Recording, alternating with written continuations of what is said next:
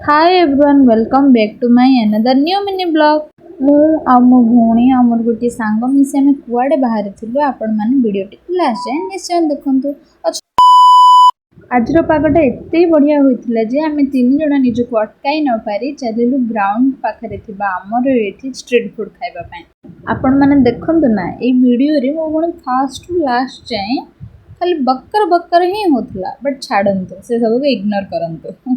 आपण माने गेस करंतु तो एटा को जगह। हाँ आपण माने कमेंट सेक्शन मध्ये निश्चय जणाइबे।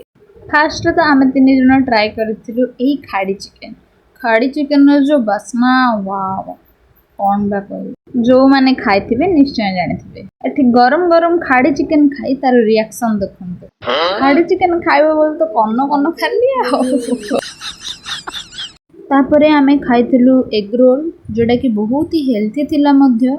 से माने से पूरा रोल को अटारे तैयारी करथिले आ स्टफिंग भी केवल कैबेज और ओनियन रे होइथिला। बिलीव करंतु रोल टी बहुत ही टेस्टी होइथिला। आपण माने मध्य सेटा को जाय निश्चय ट्राई करन। आमे दुई जण ही फ्रूट सलाड खाइथिलु से तार पास्ता खाइथिला बट से क्लिप को कैप्चर करि पारि नथिली। रास्ता रे गल्ला बेले गोटे छोटिया पार्क पड़िथिला सेठा को जाइथिलु किछि फोटो मध्य क्लिक करिथिलु। आज रो ब्लॉग को एठी एंड करूछि। देखाबा नेक्स्ट मिनी ब्लॉग रे।